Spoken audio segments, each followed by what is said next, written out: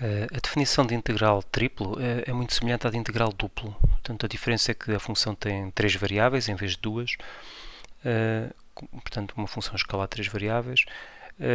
Assumimos que a região de integração é uma região limitada. E começamos por definir a integral triplo num paralelepípedo. Portanto, AB vezes CD vezes RS. Portanto, ou seja, o conjunto dos pontos x, y, z pertencentes a R3, tais que x está entre A e B, y entre C e D e z entre RS. Pronto, para definir, particionamos os três intervalos, A, B, C, D e RS. Isso vai definir uma partição do paralelepípedo em paralelepípedos mais pequeninos. Portanto, cada um podemos denotar assim.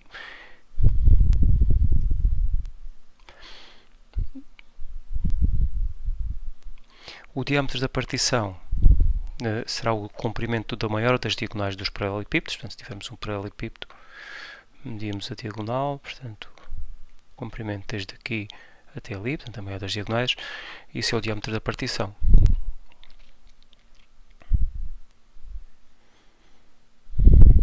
Para formarmos a soma tripla de Riemann, escolhemos um ponto em cada paralelepípedo, um ponto, e denotando por delta e jk o volume do paralelepípedo onde tiramos o ponto, portanto a soma terá este aspecto.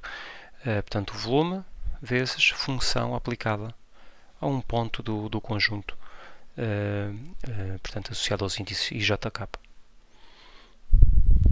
Portanto, formamos o mesmo limite quando o diâmetro da partição tende para zero, portanto uma sucessão de partições com a maior das diagonais dos paralelepípedos pequeninos a aproximar-se cada vez mais de zero, uma sucessão arbitrária, só com esta condição. Se esse limite existir, diz-se que o integral de triplo da função f é igual ao valor desse limite.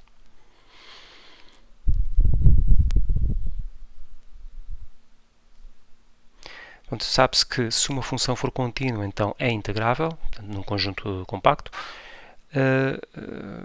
Em geral, se for seccionalmente contínua apenas, então é integrável.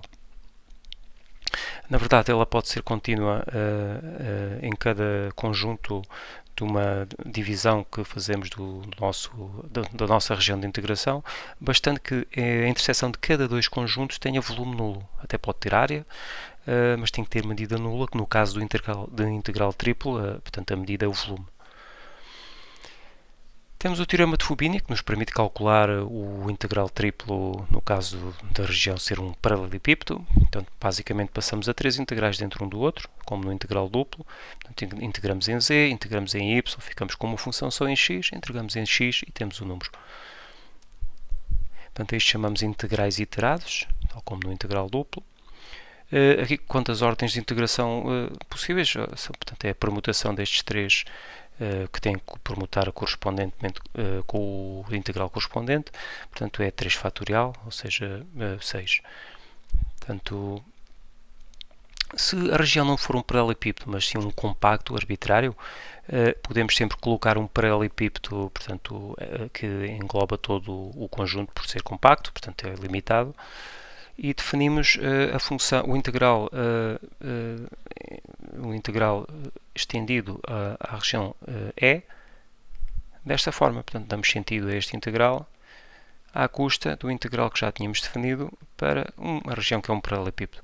Definimos uma função auxiliar f asterisco, que é igual a f dentro do conjunto E e que é igual a 0 em R menos 0, ou seja, fora do E. Portanto, e dizemos que o integral da função, estendido uma região arbitrária compacta E, é igual ao integral da função auxiliar assim construída, portanto, estendida a um paralelepípedo. Portanto, prova-se que isto não depende da escolha do paralelepípedo que nós colocamos a envolver portanto, a região inicial e, portanto, está bem definido. Agora, como é que se calcula o integral em regiões mais arbitrárias que não sejam paralelepípedos? Portanto, chamamos aqui a região tipo 1 a uma região assim, portanto, xy está num conjunto R e z entre funções de xy. Portanto, em que R é uma região no plano, verticalmente simples ou horizontalmente simples, e H1 e H2 são funções contínuas nessa região. Então, para ilustrar, podemos pensar que temos uma região assim, portanto pode ser verticalmente simples, portanto entre x igual a x igual a b, e entre duas funções, digamos aqui, y igual a que não já está a ser usado, h1 de x, outra função aqui, y igual a h2 de x. Portanto, isto é a região R. E depois temos portanto, duas funções lá em cima, G1 e G2, que se projetam ambas aqui na região R, cujo gráfico se projeta em R. Vou pensar como está aqui assim. Portanto, isto é Z igual a G1 de x, G1 de xy. Depois mais acima temos outra função.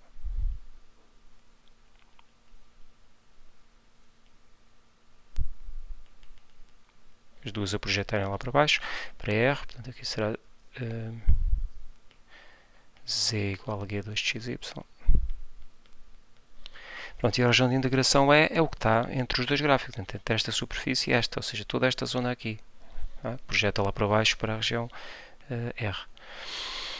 Pronto, neste caso podemos passar do integral triplo ao integral duplo. Portanto, a fórmula é, portanto, fica integral triplo estendido a E da função, portanto, f de x, y, z é igual ao integral duplo estendido à projeção de E no plano de xy, que aqui está a ser notado por R. E depois no integral duplo colocamos o integral em z, que é outra variável que falta, para z de g1 de xy a g2 de xy. Pronto, e claro que temos mais duas fórmulas análogas a esta. Para os casos em que projetamos, em vez de ser para xy, se projetarmos para o plano do lado, para o plano yz, ou lá para trás para o plano, para o lado para o plano xz, ou lá para trás para o plano yz.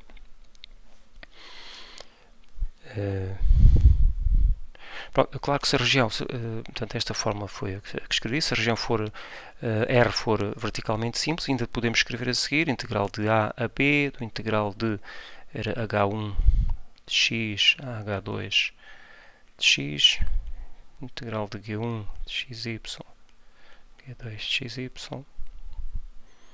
f de xy, z, portanto aqui é dz e a seguir é y, dy, dx. Portanto, a região também podia ser horizontalmente simples, que daria outra fórmula, para o caso da projeção em xy. Portanto, ao todo vamos ter 6 fórmulas semelhantes, portanto, conforme projetamos para cada um dos 3 planos, e a projeção é horizontalmente simples ou verticalmente simples. Portanto, 3 vezes 2 dá 6. Muito cuidado é que, quando escrevemos assim integrais iterados, para o integral triplo, no integral mais fora tem que estar constantes. X está entre constantes, pode ser outra variável, mas tem que estar entre constantes. A outra a seguir tem que estar pode aparecer expressões que envolvem a variável fora x, que é o caso aqui em geral. Portanto, o y entre expressões de x. E o z, aí sim, já pode estar entre expressões que envolvem x e y, portanto, as duas variáveis ligadas pelos integrais do lado de fora. Portanto, obedecendo a esta regra, no final vamos ter um número, o valor do integral vai ser um número. Portanto, isto é para o caso em que projetamos em YZ. Vamos ter a mesma, portanto, outra forma semelhante, o integral triplo, o integral duplo, estendido à projeção, agora em YZ, do integral em X. E tipo 3, portanto, a fórmula fica também parecida, portanto, ficamos com o integral triplo igual ao integral duplo em estendido à região R, que é a projeção em xz neste caso, e o integral aqui dentro fica em y, entre funções de xz. Portanto, temos várias propriedades que são muito semelhantes às do integral duplo, a constante pode saltar para fora, portanto, e o integral da soma é a soma dos integrais, ou diferença, portanto a linearidade, estas duas aqui juntas. Se f é menor que g, então o integral de f é menor que o integral de g. A mesma forma podemos partir um sólido, podemos ter um sólido, parti-lo em 2 e depois passar à soma, portanto, estendido é 1 mais integral estendido é 2. Não tem importância que esta região aqui de separação pertença a E1 e a E2, portanto, sendo uma superfície, porque uma superfície não tem área, não pode haver uma interseção que tenha volume ao fazer a divisão. O módulo da soma é menor ou igual que a soma dos módulos. Portanto, isso passa para o integral triplo, porque o integral triplo define-se na mesma como o limite de uma soma. E finalmente o teorema de valor médio para o integral triplo diz-nos que encontramos um ponto dentro da região de integração tal que o volume multiplicado pelo valor da função nesse ponto nos dá igual ao integral. Portanto, se a função for contínua e o conjunto E for conexo.